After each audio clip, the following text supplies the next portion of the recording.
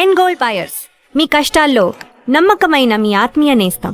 దొంగతనాలు కాకుండా మీ ఏరియాలో అంటే మీది కానీ మీ పక్క కానీ సూసైడ్ చేసుకుంటారు రైల్వే ట్రాక్. అవును సార్, అవును. 174లో అవును సార్. అన్ని 174 ఉంటాయా, లేదు మర్డర్ కేసులుగా మారే అవకాశం ఉంటాయా? సార్ చాలా మర్డర్ కేసెస్ కూడా జరిగాయి కదా. ఈ రీసెంట్గా నేను పామిడి దగ్గర ఒక తల హెడ్ లేని కేసును డిటెక్ట్ చేశాను. ఇది క్లియర్ కట్ మర్డర్ అది. సో మేము రైల్వే వాళ్ళు డీల్ చేసేది రెండే సబ్జెక్ట్స్ ఎక్కువగా. ఒకటి unnatural death cases and one is theft cases. ఈ రెండే హెడ్సే ఎక్కువ మేజర్ రోల్ మాది. థెఫ్ట్ కేసెస్ గురించి మీకు ఇప్పుడు వివరణ ఇచ్చేసాను ఏంది ఎలా ఉంటాయని. 174 కేసెస్లో మీ ద్వారా మేము చెప్పదలుచుకుంది ఏమంటే, మాకి రైల్వే వాళ్ళకి యాక్సెస్ ఇవ్వండి. దేనికి? ఆధార్ కార్డు ఏదో యాక్సెస్ ఉంటుంది కదండి, ఫింగర్ ప్రింట్ పెట్టి మాకు ఏదైనా మెషినరీ ఎలా ఉండాలంటే అది ఆయన ఫింగర్ ప్రింట్ పెడితేనే అతని డీటెయిల్స్ వచ్చేటట్టుగా ఆ మెకానిజం ఇస్తే ఎన్నో శవాలు పాపం ఏమంటారు అన్ఐడెంటిఫైడ్గా గుర్తు తెలియని శవాలుగా ఉండవు సార్. ఖచ్చితంగా ట్రేస్ అవుతాయి. ఆ సిస్టమ్ కనుక వస్తే ఎంతోమందికి పుణ్యం చేసిన వాళ్ళం అవుతాం. ఆ బాడీని వాళ్ళ ఇంటికి చేర్చడము, లేకపోతే పాపం వాళ్ళు వస్తారనో లేకపోతే ఎక్కడో ఉన్నారులే అని చెప్పి అనుకుంటా ఇలా ల్యాబ్స్ ఉంది ఒకటి. అండ్ 174లో మర్డర్గా జరుగుతాయి. ఎస్ జరుగుతాయి. ఎలా జరుగుతాయి అంటే సార్, ఎక్కడో చంపుతారు, తీసుకొచ్చి ట్రైన్ కింద పడేస్తే ముక్కలు అయిపోతుంది కాబట్టి దాన్ని ఎవరు కనిపెట్టలేరు అని చెప్పి. కానీ దానికి ఒక సిస్టమ్ ఉంది. దాన్ని ఎలా ట్రేస్ చేయాలో కూడా మాకు తెలుసు. ఆ విధంగా చేశారు. చేసాం కదా సార్. ఇప్పుడు ఒక బాడీ ఉంది, ఆ బాడీకి తల లేదు. తల ఏ లేదు అంటే అందరూ ఏమన్నారు, కుక్కలు ఎత్తుకుపోయింటాయి అన్నారు. సరే కుక్కలు ఎత్తుకుపోయింటాయి, సరే బాడీని పైకెత్తు, రాళ్ళని పక్కకి జరుపు, బ్లడ్ ఎక్కడ ఉందాడా? బ్లడ్ కారాలి కదా. ఇప్పుడు తల నరికింటే తల అక్కడే కట్ అయింటే ట్రైన్ ద్వారా కట్ అయిన వెంటనే బ్లడ్ అంతా ఎక్కడైతే బొక్క పడిందో ఆడ నుంచి ఫ్లో అవుతుంది బయటికి. అది ఒకవేళ ట్రాక్ మీద వెళ్ళి ట్రైన్ బట్టి బట్టలన్నీ చింకిపోయి పోతాయి కదా. పోతాయి. అలా కాకుండా నీట్గా ఉంది బాడీ, ప్లస్ బ్లడ్ లేదు కింద అంటే ఇది ఎక్కడో చంపి ఇక్కడ తీసుకొచ్చారు. ఇలాంటి కొన్ని రీజన్స్ ఉన్నాయి సార్ దాని ద్వారా. సార్ ఇది కాకుండా కొంతమంది నైట్ టైము మీరు చెప్తున్న డోర్ దగ్గర కూర్చుంటారు చల్ల గాలి కోసం. అవును సార్, అవును సార్. వెనక నుంచి ఎవడం డోర్ వేయచ్చు, లేదా గాలికి పడిపోవచ్చు. అవును. అటువంటి బాడీని మీరు ఎలాగ ఐడెంటిఫై చేస్తారు? మోస్ట్లీ వాళ్ళ దగ్గర ఏదైనా సెల్ ఫోన్ ఉన్నా, లేకపోతే ఆధార్ కార్డ్స్, లేకపోతే ఏదైనా పర్సులు ఉంటాయి సార్ వాళ్ళకి. ఆ పేపర్ మీద ఫోన్ నెంబర్లు రాసుకుంటారు చాలామంది. నాకు తెలిసి చాలామంది వలసలు వచ్చేవాళ్ళు పాపం చాలామంది అలా చనిపోతుంటారు. పడుకుంటారు గాలి కోసం ఆ తూరికలో. అట్లే మరో ట్రైన్ కూడా బాపు కదులుతూ ఉంటుంది. అవును. ఆ కదలికలో మనిషి నిద్రలో ఉన్నప్పుడు ముందు పడిపోతుంది. అలాంటి బాడీలు చాలా పడిపోయాయి సార్. అలా ఎలా ఐడెంటిఫై చేస్తామంటే డిపెండ్స్ ఆన్ ఆధార్ కార్డు, లేదా వాళ్ళ దగ్గర సెల్ ఫోన్ ఇక్కడ చిల్లర వరకు పడిపోయింటాయి. ఆ సిమ్ ఉంటుంది, ఆ సిమ్ తీసుకొని వాళ్ళు కాంటాక్ట్ చేయడం ఇవన్నీ చేస్తూ ఉంటాం. సార్ కొన్ని ప్రాంతాల్లో గేట్ దగ్గర కూర్చొని ఫోన్ మాట్లాడుతుంటారు, ఫోన్ చాటింగ్ చేస్తుంటారు. కింద ఉన్న స్టేషన్కి దగ్గరలో రాగానే ఒక గ్యాంగ్ కర్రతో కొట్టి ఫోన్ కింద పడిపోతుంది. అవును సార్. ఆ ఫోన్లు తీసుకుని పారిపోతుంటారు. ఆ తరహా నేరాలు ఇక్కడ జరుగుతుంటాయి. ఇక్కడ తక్కువ సార్. అవి ఇక్కడ బ్రిడ్జెస్ కనెక్టివిటీస్ ఏం లేవు. ఖచ్చితంగా అట్లాంటివి ఏం జరగవు సార్. ఫోన్లు పట్టుకుంటే లాక్కొని పోవడం అంత ఇన్సిడెంట్స్ ఏం జరగాల. వాళ్ళు పడుకున్నాక ఫోన్లు తీసుకుపోవడం, వాళ్ళకి తెలియకుండా తీసుకుపోవడం. మీరు కొన్ని విషయాలు మేము ఫోటోలు తీసుకుంటాం అన్నమాట. ప్యాసింజర్లు పొట్ట మీద పెట్టుకుంటాడు ఫోన్. అంటే వాళ్ళకి తెలియదు సార్, నిద్రపోతున్నట్టు కూడా తెలియదు పాపం. వీడియో చూసుకుంటూ అలాగే ఛాతీ మీద పెట్టుకుంటారు. ఆ కదలికలో ఆ ఫోన్ కింద పడిపోతుంది. కింద పడిపోయినప్పుడు ఆ వ్యక్తి, ఇప్పుడు నేనే పోతున్నాను సార్, పోతా ఉన్నాను, ఫోన్ కింద పడింది, నాకు దగ్గర ఫోన్ లేదు, నా దగ్గర కీప్యాడ్ ఫోన్ ఉంది, ఒక ఐఫోన్ పడింది, ఆ ఫోన్ తీసుకొని వెళ్ళిపోతాడు. అవును. ఇక్కడ వాడు దొంగతనం చేసినట్ట దొరికినట్లే కదా. మరి ఇప్పుడు అక్కడ అతనేం కంప్లైంట్ ఇస్తాడు? ఎవరో కొట్టారని కంప్లైంట్. నా ఫోన్ ఎవరో దొంగతనం చేశారు సార్ అంటారు. నిర్లక్ష్యం ఎవరిది? అయింది పాసెంజర్ది. నిద్ర వస్తుందంటే ఫోన్ జోబులో పెట్టుకోవాలి, కానీ పొట్ట మీద పెట్టుకుంటాము, ఛాతీ మీద పెట్టుకొని నిద్రపోతాం ట్రైన్ మీద అంటే ట్రైన్లో how can it possible sir? ఎలా చేస్తా చెప్పండి. చాలా ప్రాక్టికల్ ప్రాబ్లమ్స్ ఉన్నాయి. వాస్తవం చెప్పాలంటే చాలా ప్రాక్టికల్ ప్రాబ్లమ్స్. మేము ఎన్నోసార్లు ఆ సెల్ ఫోన్లో పక్కన పెట్టి నిద్రపోతుంటే లేపి తీసుకోమ్మా దొంగతనాలు అవుతాయంటే మీరెందుకున్నారు అని అంటే ఏం చెప్పలేము సార్ సమాధానం దానికి. ఇంకో ప్రాబ్లం సార్ ఇక్కడ మాకు, ఆఫ్టర్ 10 తర్వాత ఏ ప్యాసింజర్ని డిస్టర్బ్ చేయొద్దు అంటారు. ఓకే. దొంగలు తిరిగేదేమో 10 తర్వాతే. ఎవరిని డిస్టర్బ్ చేయాలి మేము మరి? చూడండి ప్రాక్టికల్ ప్రాబ్లమ్స్. ఆఫ్టర్ 10 నుంచి 5 మధ్యలో ఏ ప్యాసింజర్స్ని పోలీసు డిస్టర్బ్ చేయకూడదు. బాగానే ఉంది. మరి మేము దొంగని పట్టుకోవాలంటే ఎవరినో డిస్టర్బ్ చేయాల్సిందే కదా.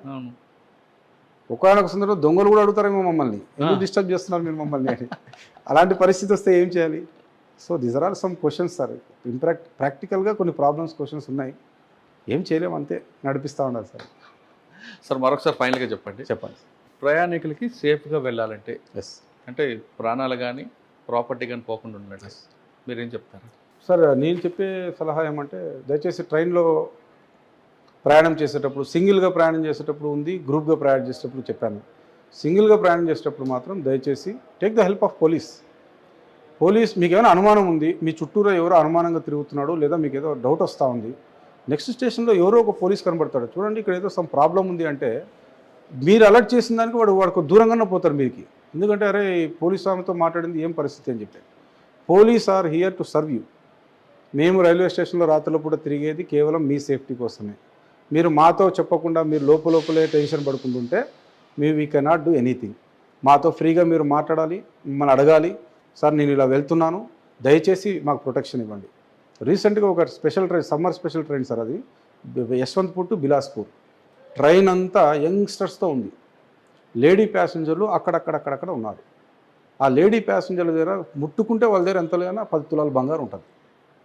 సింగిల్గా పోతున్నారు.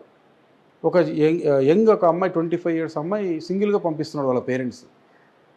ఆ స్పెషల్ ట్రైన్లో అంతమంది యంగ్స్టర్స్ ఉన్నారు, వయసు పిల్లలు. వీళ్ళు చూస్తే లేడీస్ పట్టుబడి 10 మంది లేరు. వీళ్ళకేమన్నా అయితే సో ఏం చేయాలో అర్థం కాక ఆ టైంలో ఒక ఎస్ఐని ఇమ్మీడియట్గా రమ్మని చెప్పేసి ఆ ట్రైన్లో ఎక్కించి వాళ్ళందరినీ ఒక చోటే, లేడీస్ అందరికీ ఖాళీ ఉంది ట్రైన్, ఆ లేడీస్ అందరినీ ఒక చోట కూర్చోబెట్టి ఆ డోర్స్ అన్నీ క్లోజ్ చేసి ఒక ఎస్ఐ ఒక కానిస్టేబుల్ని 4 లిమిట్స్ దాటేంత వరకు పంపించారు. ఇప్పుడు 4 లిమిట్స్ వరకు పంపిస్తాను సేఫ్టీ, తర్వాత ఏంటి?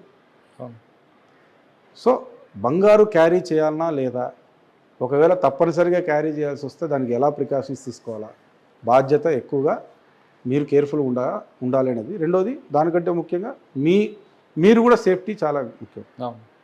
ఈ రీసెంట్గా జస్ట్ 4వ నెలలో, పోయిన నెల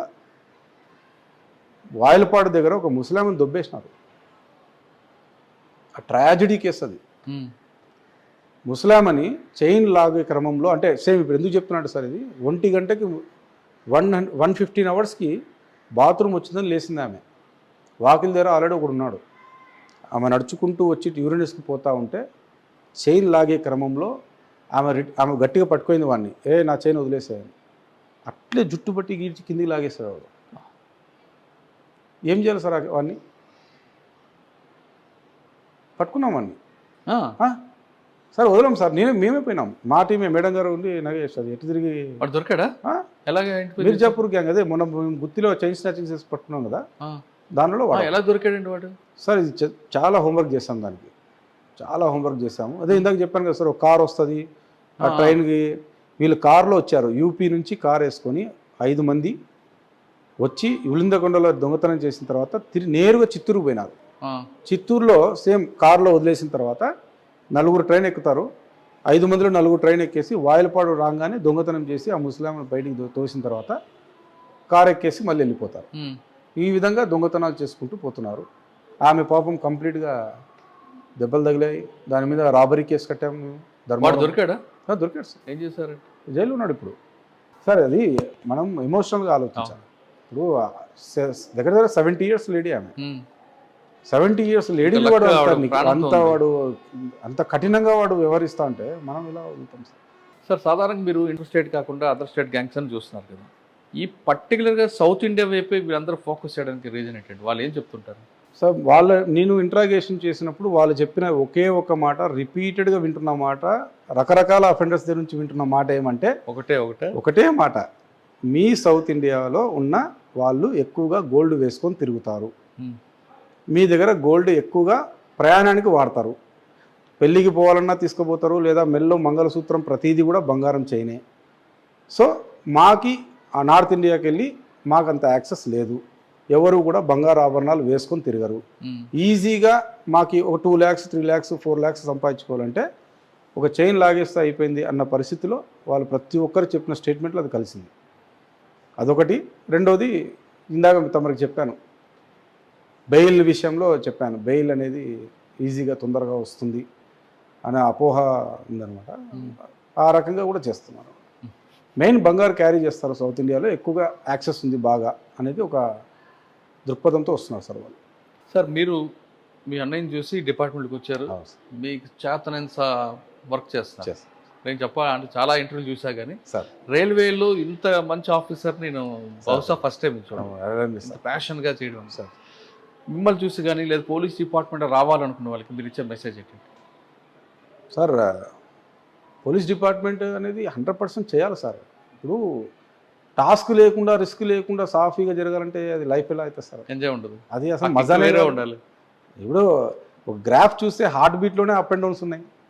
సింపుల్ థింగ్. అవును, దాంట్లోనే అప్ అండ్ డౌన్స్ ఉన్నప్పుడు లైఫ్లో అప్ అండ్ డౌన్స్ వస్తాయి, వస్తాయి. రిస్కులు వస్తాయి, అవన్నీ వస్తాయి సార్. వావ్, అన్నిటికి భయపడి పోతాము అంటే హౌ కెన్ ఇది? ఎలా లైఫ్ ఇది? సింపుల్గా లైఫ్ సాగాలంటే ఎలా సార్? ఇప్పుడు ఈవెన్ డ్రైవింగ్ చేసేటప్పుడు హైవేలో ఒకటే డ్రైవింగ్ చేస్తే మజా ఉండదు కదా సార్. అవును, కొండల్లో డ్రైవింగ్ చేస్తేనే కర్వ్స్ వస్తాయి, అవి ఎక్కడ స్లో చేసుకోవాలా, ఎక్కడ అప్ చేసుకోవాలా, దిస్ ఆర్ ఆల్ ప్రాక్టికల్ ఇది. సో ఎవరైతే వస్తున్నారో డిపార్ట్మెంట్లోకి ఇప్పుడున్న పరిస్థితుల్లో they are waiting for the opportunity, they are waiting for the notifications. అదే కనుక వస్తే చాలామంది ఉన్నారు పాపం, వచ్చి చేయాలా, డెడికేటెడ్గా చేయాలి, but they want some opportunities and వాళ్ళు ఉన్నారు సార్, రెడీ ఉన్నారు, they are ready to come, but way కావాలి కదా. అదే ప్రజలకు సేవ చేయాలంటే పోలీస్ డిపార్ట్మెంట్ బెస్ట్ ప్లాట్ఫామ్ అంటారు నగేష్ బాబు గారు. రండి, ఇక్కడికి వచ్చిన తర్వాత ఏదో చేసామని కాకుండా ఒక ఛాలెంజ్ని తీసుకుని ఒక టాస్క్లో వెళ్తే అందులో ఉన్న మజా, అందులో కిక్ వేరే ఉండదు అంటున్నారు వెంకట నగేష్ బాబు గారు. రైల్వే ప్రయాణికులు ముఖ్యంగా మీరు ఎప్పుడు కూడా పోలీసుల మీదే బాధ్యత వేయకుండా మీ వంతు బాధ్యత కూడా చేయండి, తర్వాత ఏం జరిగితే మీ ఉన్నామంటూ మీకు భరోసా ఇస్తున్నారు. ఇది బి వెంకట్ నగేష్ బాబు గారితో ఎక్స్క్లూజివ్ ఇంటర్వ్యూ. వచ్చే వారం మరో గెస్ట్ కలుద్దాం. అంతవరకు నమస్తే. Thank you sir. Thank you very much. Thank you sir.